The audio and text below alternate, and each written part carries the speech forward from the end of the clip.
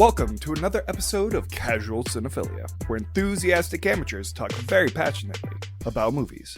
I'm Ian. I'm Lorian, and today we are talking about The Green Knight, the movie you haven't heard of that's coming out. So this is a movie by A24. That should explain a lot to people who know who A24 is. It's not a horror. Per se. I wouldn't describe it as a horror. It has some horror elements to it. It has horror elements. I would say it's very cerebrally suspenseful. Sure. And I loved this movie, but I am just going to put this out there. It is not going to be everyone's cup of tea. It really isn't. This is, I think, a slow burn is an understatement. Yeah. But I think... Oh, Maya. I'm not going to... Oh, Maya's just being ultra derp right now. She is. I think the payoff, as melancholy as it is worth it. Sure. Like, everything culminates to something that just works. What is the dog doing? Well, the way she's lying, the natural resting place for her face is in my ass. So I'm trying to dissuade her from that lying down position. All I could see from behind you was a dog butt with a wagging tail. Right. Because I was putting my hand in front of my ass and she was licking my hand. So she was happy because all she wants to do is lick people and sort of tooth on them. Oh, Are dog. you at the toothing stage? You gotta get out of that, buddy. No. Now she's toothing on your clothes. Jeez. Oh my gosh. This is going to be a difficult recording. It's gonna be a difficult one. The baby wants attention. The baby wants attention. It's fine. My arm can just live on the couch so the dog can lightly tooth it. All I could see is the dog's belly heavily breathing and the tail just waggling out of control. Ow! Oh, she is now upside down. That's very rude. She's like, I can't help it. It's my nature. Give me a hand back. I desire to pinch it again. The tail. Oh my gosh. All right, Maya, let us record. So, back to the episode. Spoilers. We are going to be spoiling this movie. Though this is not a new story, y'all. No, but I do suggest seeing this. Yeah. If you have any interest in seeing it, see it before you listen to this. Yes, because we're going to be spoiling elements of it, and this is such a emotional and mental journey that I think it would do you a disservice if elements of it were spoiled before you watched it. Right. So let's get into it. Yes. The first thing I wanted to bring up was, strangely, I was channeling my inner Lorian watching this. I loved the costuming. Yeah, the costumes were fun. This whole movie, in every aspect, was magical fairy tale anachronism. Was the time period. It wasn't set in the era of the poem. It wasn't set anywhere. It was set with whatever suited the stories and characters best. Yeah. The dog is so distracting. Maya, go outside. You want me to come over here? Go outside, Maya. Go. I cannot. I need attention. All of the attention. But yeah, there wasn't any, not cohesive, that's the wrong word, but there wasn't any particular landmark. Like, we weren't in quote-unquote Camelot. We weren't, it didn't even tell us we were in England. I think the closest thing we got to a region and an era was that at one point they say we beat the Saxons. Sure. You know, and like that's about as much description of the world as you get verbally or, you know, expositionally. Sure. Everything that you learn about this world is through the experience of Gawain. Pronounced all the ways. Yeah. At one point they call him Garwain. Yeah, I think that this is I believe it's medieval. I don't remember the exact era of the poem. It's based on an epic poem, Arthurian legend. When we talked about this movie, I said, I believe there's a Tolkien tie-in. It is. He did a translation of this. Gotcha. Okay. He was into all this Arthurian stuff. Yes. As you can probably tell. And he was a linguist, primarily. Yeah. He's known for his books, but y'all, he just wrote those so he could have an excuse to write a few languages. Yeah. Well, didn't Tolkien kind of have like a fascination with Old English? Yeah, he translated out of Middle English. Gotcha. Which is kind of what Dwarvish was based off of, wasn't that Middle English? I don't remember. I just know Elvish was based off Ancient Finnish. Oh, man. But I digress. This is based off of a poem from an actual place and time, and it is not even set there. It's just sort of done wherever it wants to, which is great. I think it adds to the magic and storytelling of the thing. Yeah, I loved the world that this movie was set in, because it was very real, but also hyper. It was hyper real. Yeah. In that, you know, going through these dark and cold and muddy locations, it was that to the 11th degree. Like when there's fog, there was fog, and when there was mud, there was mud. Which is one of the things I feel A24 is kind of known for. Yeah, that's true. Sort of really stark visuals, even if they're colorful and bright and warm. Yeah. They're very stark. Well, and that's something I wanted to go into with this movie was its cinematography. Yes. It was beautiful, but the thing that really struck my eye was their borderline minimalistic take on lighting, and almost to the point of their lack of lighting. Yeah.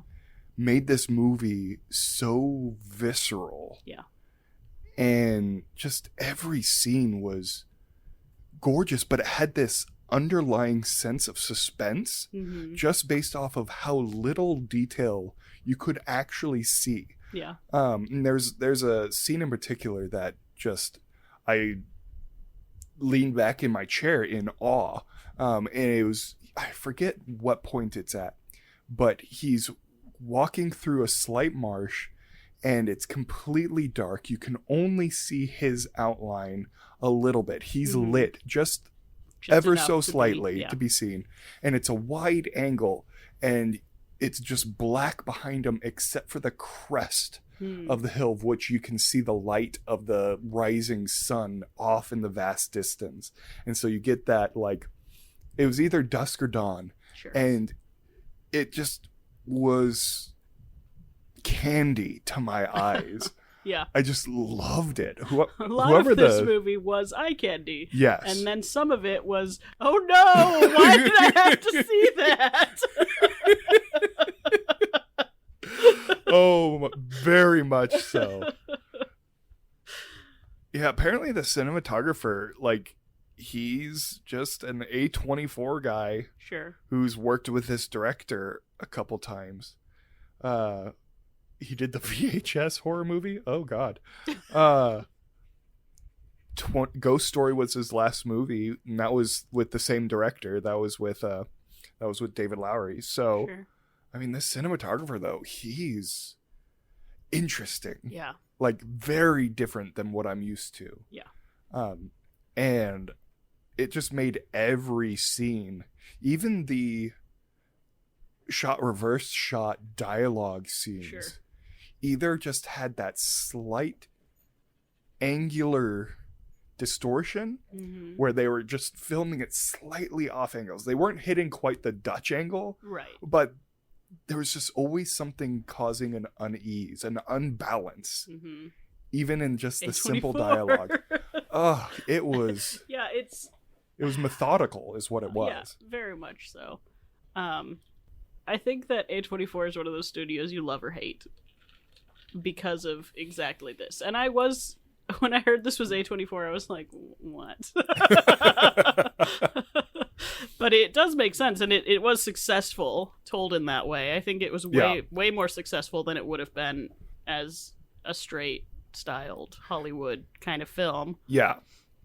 I like that from the very, very beginning, you know what you're in for, just because this movie has chapters up on the screen, and the first chapter they show, and then there's a beat, and then they show it in a different font, and there's a beat, they show it in a third font, there's a beat, they show it in it's switching back and forth through all of these styles. Yeah. Just right off the bat, you're like, oh, okay, okay.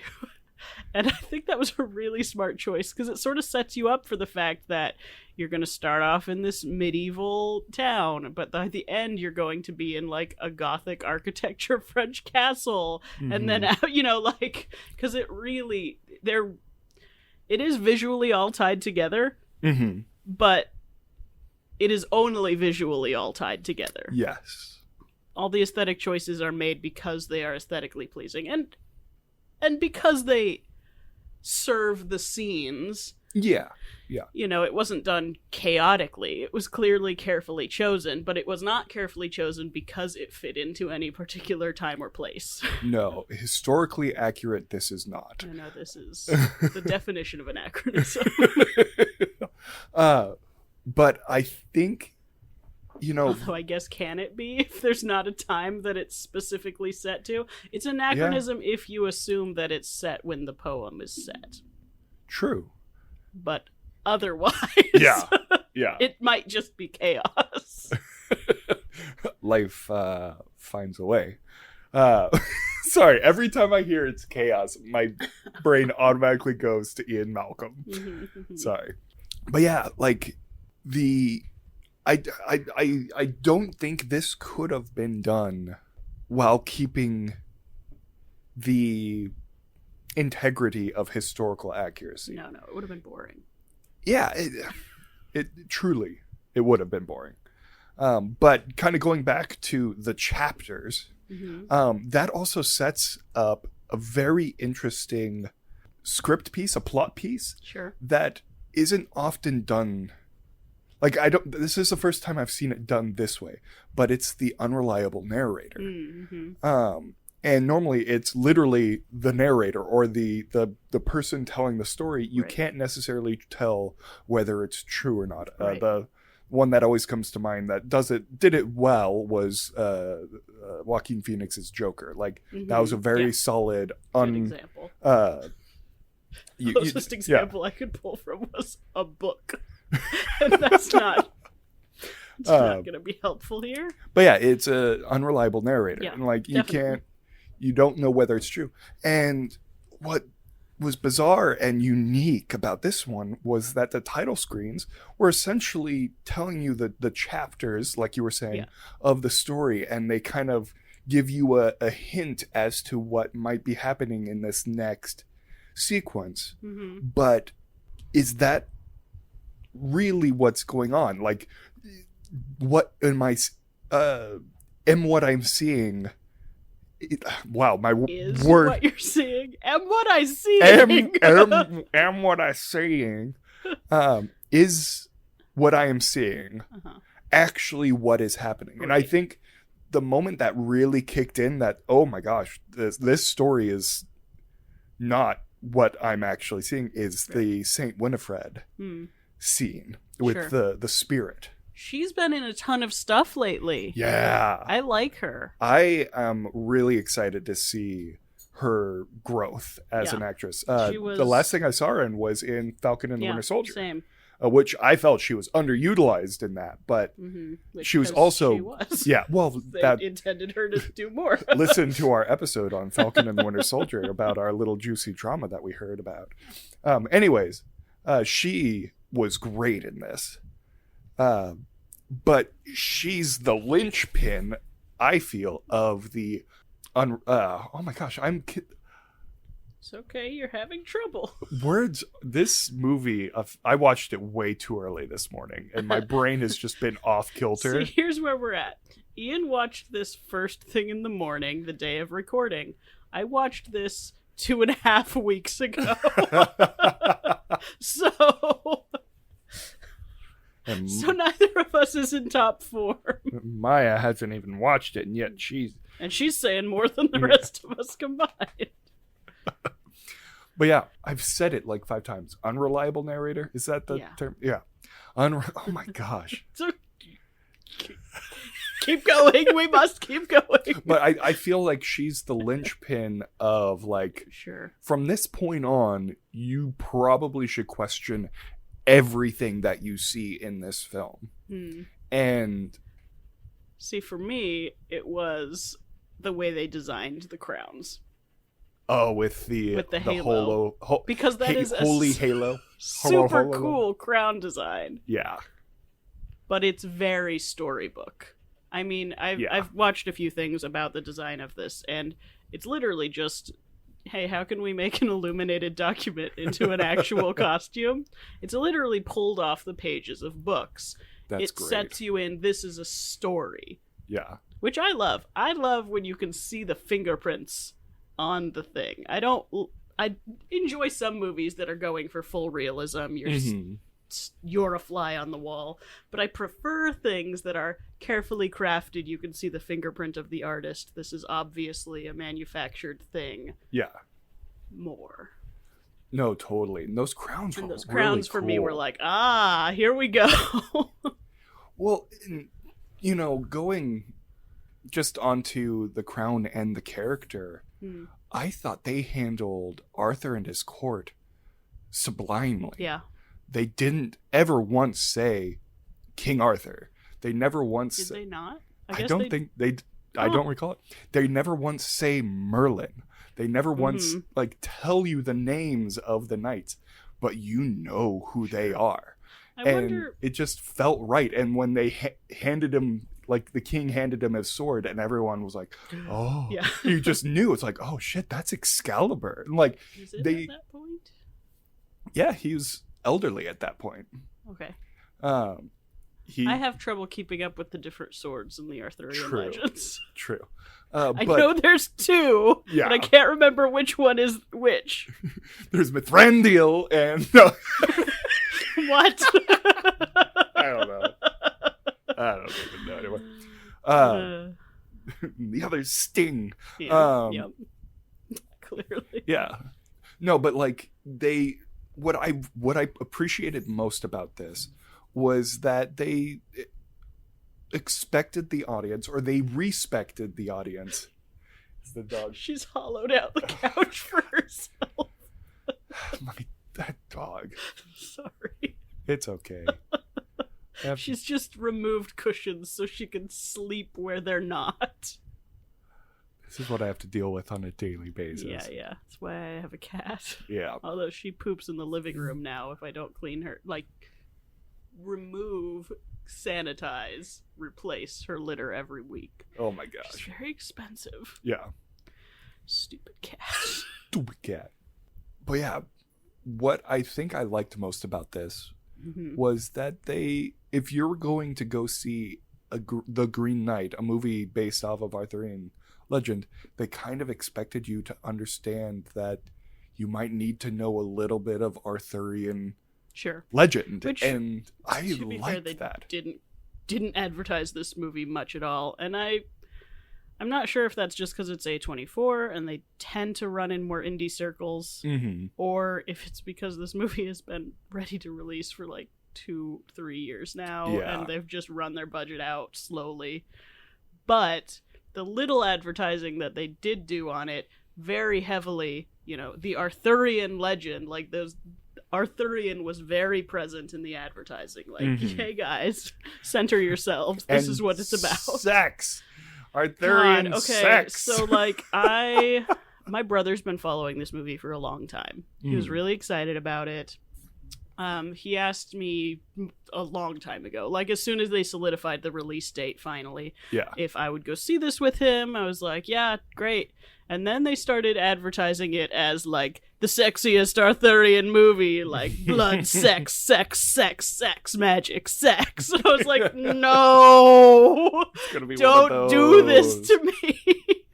And it really wasn't that sex forward as a film. The No. sex it showed was gross sex, so that was not the most pleasant. Well, for the advertising, I was expecting it to be like 50% sex. Right, you know? me too. And we were talking earlier, it was maybe 10%. Right. And what it did have was uncomfortable and manipulative Mhm. and just not was a gross in nature, but tool. gross in like utilization. Sure. And And it was, also they'd show some fluids, y'all, Oh, in a way boy, that they do it. just don't do in Hollywood. That was not pleasant to look at. nah. Like they even added like a Mhm. noise. It's unpleasant. Very unpleasant. So I wouldn't worry too much about it being sexy, but I also wouldn't probably watch this with your family if you're worried about, puddles of jizz on screen. Because you're gonna see that and it won't be pleasant. No. Grandma won't enjoy it. I Yep. mean, I guess I don't know your grandma. I mean, But I doubt you want to know your grandma that well either, so just skip it, y'all. oh man. Yeah, there wasn't. I was honestly expecting a lot more blood, Sure. a lot more nudity. Mm-hmm. I think the only real nudity was the giant. Yeah, I think you're right. Totally non-sexualized scene is Yeah. the only full nudity. Yeah. And even that is barely shown. Right. And so it was just, I don't know, the marketing of it just being like, this is a sexy take. And you're just like, no, it's not. America. Like It's the this, only way they were hoping to sell tickets. I Trick them in. guess. I'm so glad that they were misleading us there. Yeah. Seriously, though. But, like, Ugh. it just was such a different movie than Mhm. what was advertised. And I think for the better for me personally. Me too, for sure. But I think we mentioned it at the beginning. This is a slow burn of a movie. There is a lot, and I mean a lot, of tastefully done silence Yeah. in this movie. And I will have... What was that? Your phone just reacted to something you said, did Oh. a search, and did this. Weird. Go away, Google. No one likes you. But I was worried it was going to start speaking to you, which is why I pointed it out. But I will bring up my one gripe Mm-hmm. with my experience with this movie. And it has nothing to do with the movie. And everything to do with the movie. Great. When I went to see it Mm-hmm. at 11:30 in the morning, Yep. technically it was about 11:50 when it started. Sure. Because there was like 20 minutes straight of trailers, which Yeah. there were some interesting trailers before it. But there was maybe 4 or 5 other people in the theater. We were in a Sure. small theater. Sound system was great, though. Mhm. Great sound system for silence. Right. But the person in the back of the row, like the back of the thing, fell asleep Oh no. about a third of the way through Oh no. and started snoring Oh gosh. loudly. And like their significant other sitting next to them would elbow them and they would and like wake back up. And then finally at about the halfway mark, because this is like a 2.5 hour movie, he starts snoring again. And I literally just turned around and was like, could you sleep quieter? And the guy goes, what? And the significant other goes, you're snoring. And he goes, oh. and he gets up and goes and gets like a soda or something like that. Sure. And luckily, he didn't snore for the rest of the movie. But no. I am a very passive aggressive, non-confrontational person. But this is my second movie in a theater in a year and a half. Right. It's like, motherfucker, don't ruin this for me by snoring through a third of it. Right.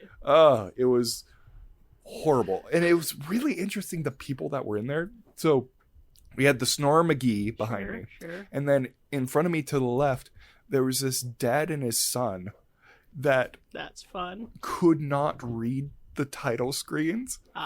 And they were acceptable. They were fine because one of them always got it, but it wasn't the same person every time. And so the dad would be like, oh, I missed it. And the son would be like, oh, it was like a Green Chapel. Oh, okay. And then another thing would happen is like, what? And the son was like, wait, what? I missed it. And he was like, it's a Christmas game. Oh, okay. Are either of you paying attention? What's happening? That's funny, though. It was acceptable. I was almost the ruiner in my theater. My brother was so excited about this movie that he took my parents to see it like the second it opened. And then I wasn't available that night because I was at your wife's birthday party that night. Yeah. So he made a separate appointment to see it with me.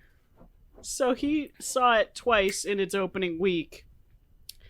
And so he'd already seen it by the time I saw it with him. Gotcha. And, you know, at the part where he's just been robbed and he's lying there in the forest, I start to feel a coughing fit coming on. Oh, Not like the kind of coughing fit where you're sick, but the kind of coughing fit where there's like an irritated, dry tickle patch in your throat, and you know it's not going to go away unless you drown it in water, which I did not have. And also, it's plague times, so I absolutely could not spend the next, like, solid 15 minutes of my life hacking out a lung in the middle of a movie theater. So I'm, like, sitting there, you know, when you're, like, trying real hard not to cough, so you're, like, sort of having trouble breathing because you're trying to keep it in so much. I, like, lean over to my brother and I'm like, can you go get me some water? So I, like, made my brother leave the theater in the middle of the movie to get me water so that I wasn't, like, dying in the movie. And he did, and it was absurdly priced. Thank you, brother. But oh my gosh, what a good guy. I was just like, oh no. No. This is gonna be, it was a bad one. You know, you can tell you're gonna be there for like 15 minutes just making a lot of noise. And I don't know what it is, but the instant you try not to cough, your body like, just goes, no! So that whole scene, I'm just sitting there like,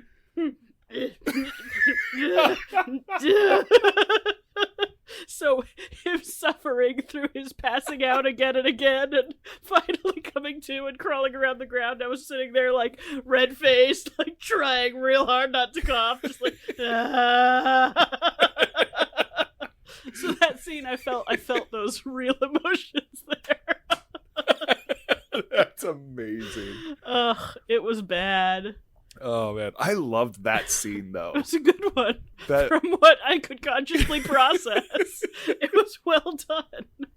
Oh my gosh. Oh, dog. They did a lot of really interesting 360 pan movements that were transitionary. And I think those were the quote unquote visual narrator going into his mind. Sure. And telling you what he's seeing his future to be. Like with that scene where it rotates all the way around and it comes back to him, a skeleton tied up still. And then it rotates back to him being like, no, I'm not going to die. Sure. And rolling across the ground to get to the sword. Which... minor detail, but thank you, director/writer, for having him accidentally cut himself on the sword. Right. I can't tell you how many times people like free themselves with a knife or sword behind their back and come out unscathed. Like, no, you're you like, would damn, lose that's a blunt layer. blade. Yeah. No wonder it took you so long. It's like, no, these are objects of war. Yeah. They're going to be sharp. Yeah.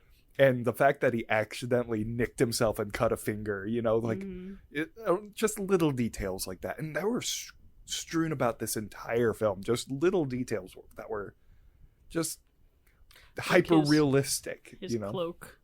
His cloak was cool. Yeah. It was apparently embroidered with a fingerprint. Really? It looked like wood grain to me, but I am assured that it is a fingerprint. Huh.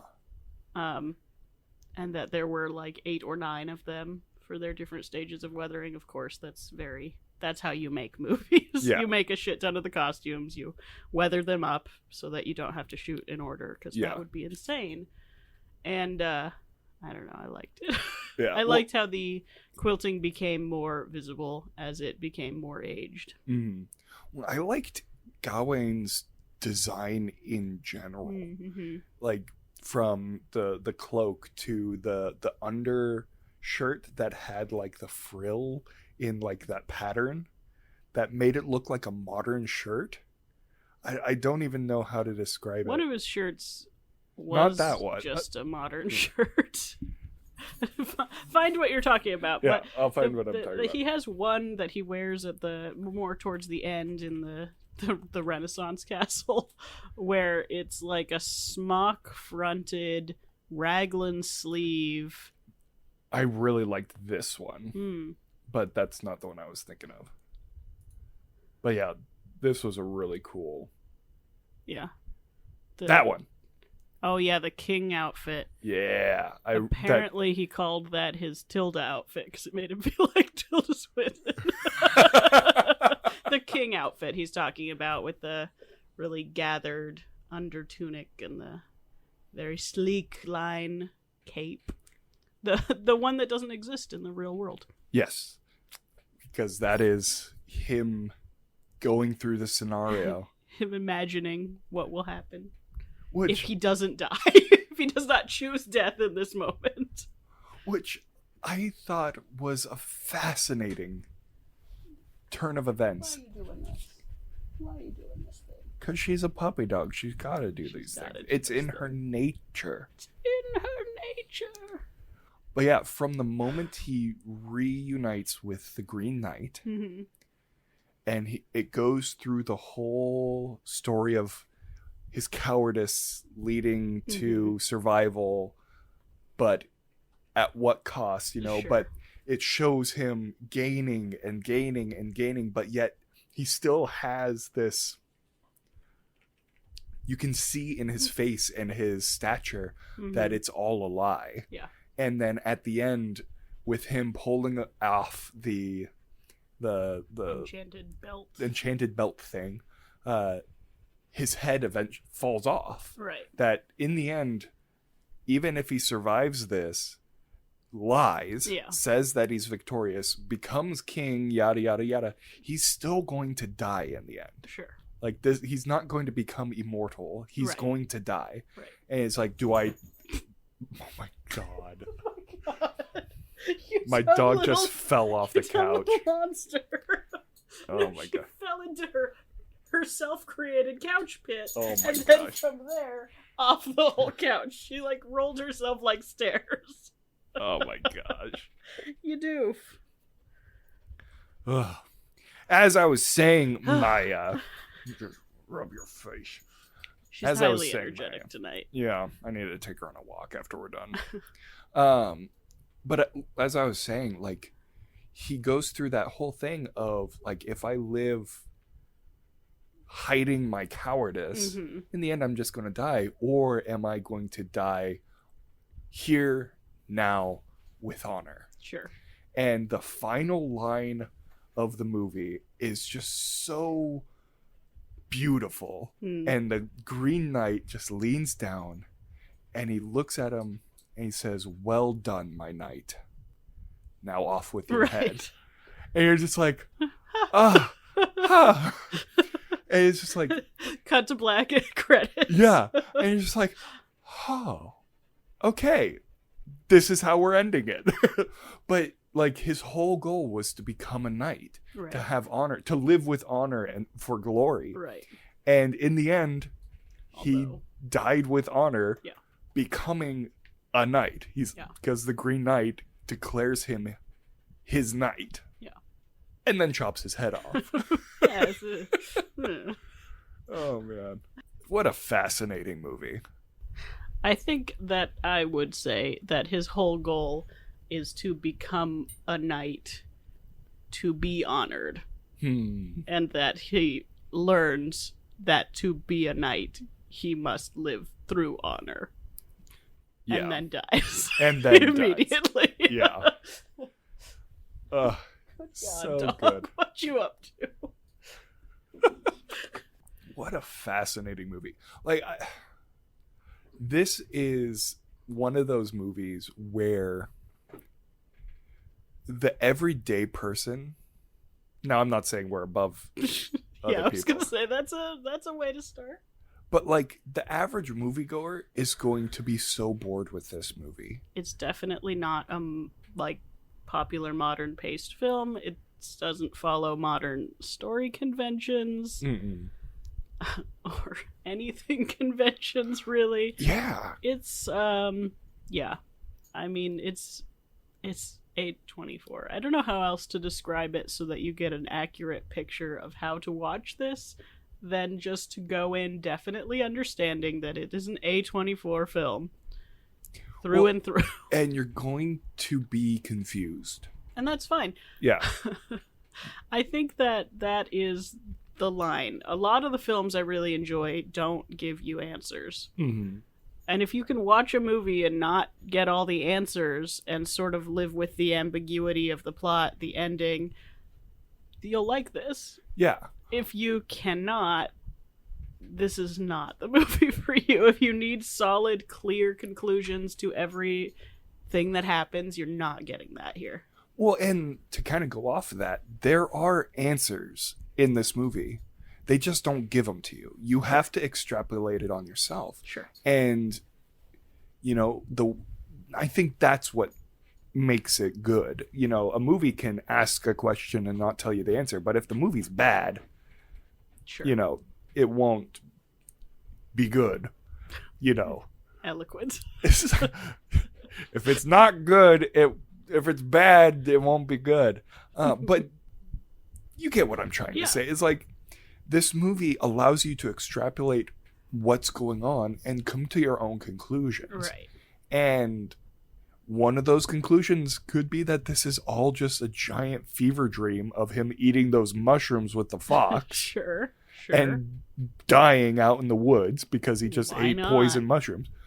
Or this is a genuine spiritual journey for this wannabe knight dealing with his, you know, superficial thing. And it's like, all of those answers are correct. Right. And they're all wrong. Yeah. Too. And, you know, and that's what I like in a movie, you know. And I think that's why I still appreciate Christopher Nolan, is he knows how to ask the right questions that he'll never answer, you know? Right. My God, dog, you are even worse today than normal. Yeah, she's really having trouble focusing today. She needs her puppy meds she's or now something. Trying to dig into the couch now that she's got the cushion off. There's gold. There's gold in them there cushions. Hey, stop trying to bite the couch open. I don't think you're supposed to be doing that. She's got her teeth around the frame, just trying to bite it open. Let me put the cushion back real quick. Editing this is going to be a nightmare. Yeah. You're going to help, right, Doug? Yeah, you are. So, one of the final thoughts I want to bring up. One, Dev Patel. I don't know. I see the D and the V, and my brain goes, Dave. Dev Patel is phenomenal in this. I loved Joel Edgerton's character. It was just such an uneasy, helpful character. That just had such underlying, like... You're like, there's something here. Yeah. There's more. And they never answer what there is more. There's sort of he just wanders through it. There's a story happening there, but he's out of it now. Goodbye. Yeah, and it's like I wanted to know more, but I also wanted to get out of that area very quickly because that was the jizz hand. Yeah, that area. was that. But also, you just wanted to escape that scene in your mind. Yeah. Well, see, look on the IMDb, it just says King and Queen. Hey, it never right. says Arthur, Right. but it's very clearly Arthur and his court. You know. Yes. Yeah, you're right. It never identifies any of the Arthurian characters, but Gawain. I mean, there are a few, but the big players are not named. Yeah. Cool. Right? But they know you know it. Yeah. Like when Arthur looks over at Merlin when the Green Knight walks in, and you're just like, yep, they know. Yep, here we go. But like Sean Harris as King Arthur, phenomenal. Yeah. So good. Like everyone in this movie, I can't remember his name, but I'm seeing him in more and more stuff. The Thief. Oh, yeah. Was it Barry Keoghan? He was great. He was in Dunkirk. He was great in that movie. But, you know, just that set of characters, his band of scavengers. Sure. But he had this just underlying madness that was so unsettling. And you knew that at any point he could kill Gawain at any point, you know? And it's just like, so creepy. I mean, if there's one way that I could describe this movie, and I mean it 100% positively, is that it is unsettling. From beginning to end, it's unsettling. Yep. In the best possible way. Like, it's so good in how unsettling it is. Yeah. Ugh. Good movie. Yeah. Good movie, but I will say I did intend to see it again because I knew that 2.5 weeks was kind of a long time between watching a movie and talking about it on the podcast. And I just couldn't. I enjoyed it, and I just couldn't make myself sit through it twice in 2 weeks. This is going to be one of those movies where I'm going to get a hankering to watch it. Watch like Children of Men. Yeah, I'm going to get a hankering to watch it, but it's not going to be for another year or two. Yeah, yeah, exactly. Yeah, Children of Men is a perfect like comparison of just like you feel. You're like, oh, that's a really good of movie, but you watch it anyways. But I don't have the energy right now. Yeah. As strange as that seems, because we've been like, it's very chill, it's very slow, it just takes a lot of energy to get through movies that are well done like that, because they are draining you. It is a physically slow movie, but it is pumping at 100 miles per hour emotionally and psychologically the entire time. It never pumps the brakes on that level of suspense. You don't ever get to stop thinking through what's happening. Yeah. No matter how slowly it's happening. Like, there's a scene at the very end. He's made it to the Green Castle, and he's just... Green Chapel. See buildings. He made it to the Green Chapel, and he's a day early. And it's a good 2 minutes of a slow zoom of him kneeling, sitting on the floor, watching the sleeping or resting Green Knight. And there's minimal movement, slight changes in lighting. It's very slow. But my heart was pumping the entire time. I was like, he's here.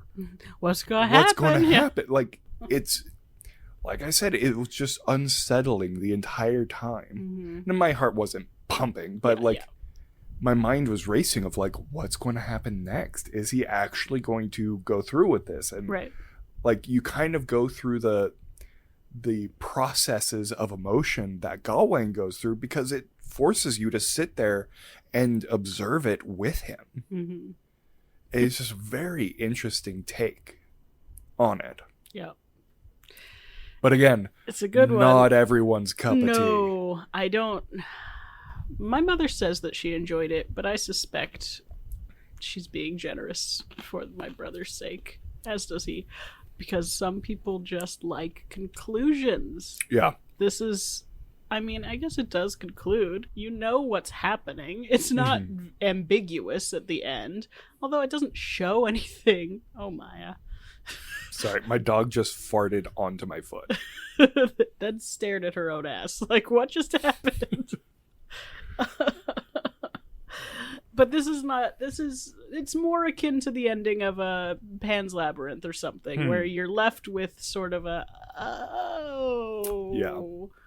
I guess I have to decide what I feel about that, instead of like, God, I don't even know what. I just watched these. So like Pirates of the Caribbean, you get to the end of that movie, you know what happened, you know how you feel about it, it has a conclusion, it is triumphant, and it is done. You can sit in the theater at the credits and be like, wow, yeah, hoo-hoo. This one, you're like, huh. That was exactly what happened in the theater this morning. Yeah. Literally, the credits came up, and the lights stayed off for the first chunk of credits. And so my Marvel brain kicked in. It was like, after credits here? Right. And so I sat there, and the two sets of people in front of me sat there. And then the normal credits started to roll, and the lights turned on, and the people to the front and right of me went, huh. Yeah. And then all of us just got up and left. Yeah. Yep. Oh, man. It's the kind of movie where you need to sit through a bit of the credits just to process what's happening to you. Yeah. That drive home was weird. Like, I was in a weird state of mind. Yep. That drive home. Yep. It was odd. I think that, and I know neither of us had this experience, I think that I just skipped a sentence again. You saw this early in the day. I saw this at like 4. So you were saying that a lot of the showings are late. Mm-hmm. And I think that I would have honestly preferred to come out of this movie into night. Yeah. Because coming out of this movie into the bright daylight of like 6 p.m., it wasn't the vibe. So it's not the vibe you want coming out at 1 p.m. or whatever you did. I came out at 1 p.m. You had to do your whole day. Luckily, it was a bit dreary. A movie I would want to see and get out of the theater at like midnight and be like, okay, it's time for some drinks so that I can sleep. Yeah. No, luckily it was a bit dreary because of the smoke from all the fires around us. Shrouded in death in California. Yeah. It's a classic summer here. Oh, there's currently only 4 fires around us. But, only, yeah. Give it the sun give is it some a time. blood orange and has been for some weeks now. The season is young. We have time to grow. More fires in the future. Yeah. Gotta love California. It's so great here. Yeah. But yeah, I agree with you. It would have been better to either come out to a rainy day, or nighttime. Mm-hmm. Because although I suppose if you've got to have a third option, oppressive heat and a shroud of smoke isn't a terrible third option. Fair enough. 105 in the shade and you can't breathe the air is a vibe. Though on the way home I hit a grocery store, and that was the most melancholy thing I have ever experienced. Yeah. Like, my brain was not in the right state of mind to go grocery shopping. To go anywhere with fluorescence. Yeah. And, like, chipper music. Mm-hmm. It was just, like, going through, it's like, what is going on? But I think that in itself is a sign of how good this movie is. Yeah, for sure. Is how much it affected, me as a person, like, emotionally and mentally. This is listen, I know a lot of people aren't into this. I know both you and I are pretty common patrons of this practice, but this is a movie to see alone. Yeah. You don't need a group of friends. Just go to the theater on your own, watch the movie, go about your day alone. Yeah. No, this is a movie about a person traveling alone, and you should see it alone. Yeah. Though I think unless you like want emotional support or whatever. Though then you'll both be distraught by the end. Have someone sitting out in the car afterwards so that you can hey, just hang buddies, how was the movie? Want some apple slices? The one part of this movie that really like upset me was the betrayal of the fox. And like it not being by his side at the end. I was like, that damn fox. But it wasn't even a betrayal. Like, it was trying to save his life, but it was also like not in an honorable way. Sure. It's like, you can lie, I will keep your secret. And it was just like, But then the fox started talking. Yeah, this is such a weird movie. It's such a weird ass movie. If you want to be unsure, you'll see it. Yeah. Gosh, I hope you watch it before you listen to this. Or if you listen to this, you never watch it. I mean, go watch it. It won't be as exciting because you're going to know what's happening. Yeah. We've spoiled a significant amount of it. Yeah. So, do you have any final thoughts for this? Not really. I mean, I feel like we've talked through all the thoughts I have. I didn't take notes because I was sitting next to my brother, and take notes on my phone. I keep all of the brightnesses all the way down, but I still try not to do it when I'm sitting next to somebody. Yeah. So I have no notes. And I've already said all the things on my mind. It was very, very pretty. Very pretty. I enjoyed watching it for the most part. For the most part, yeah. Now, I think the final thought I have is that, we don't often get movies like this. Yeah. This is, because, not to be cynical, not to be, anti-art. Sure. But these kind of movies don't often make much money.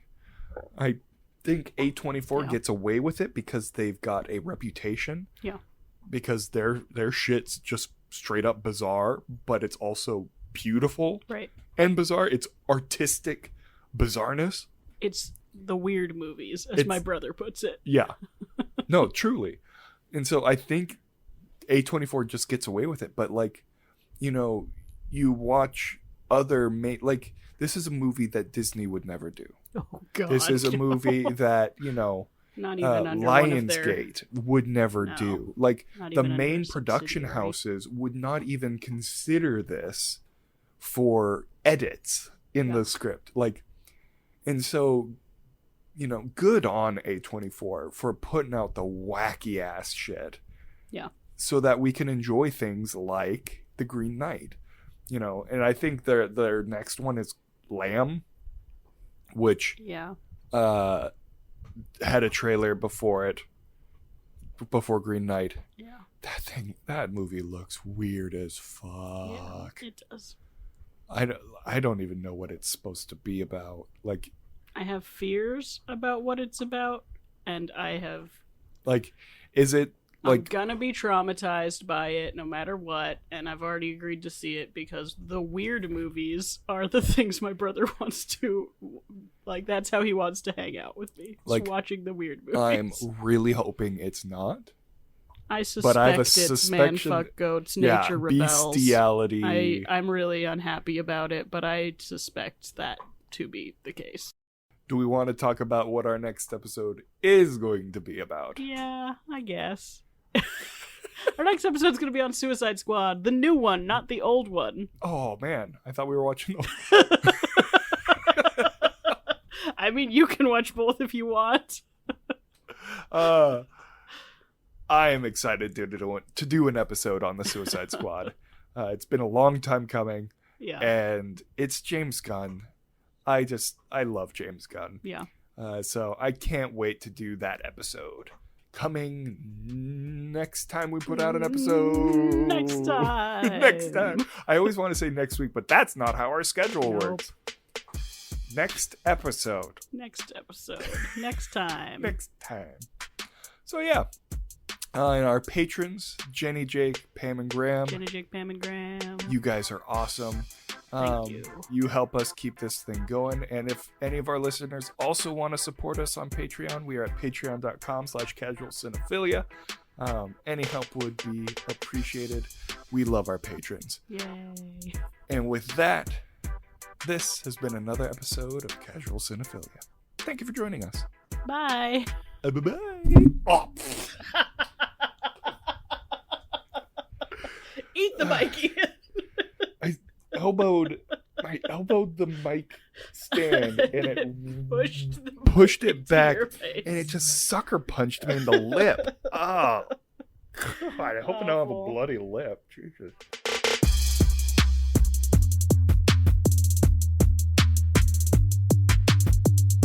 Music by Kevin MacLeod, Quirky Dog, and Vicious.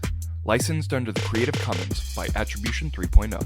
You can find his music at incompetech.com.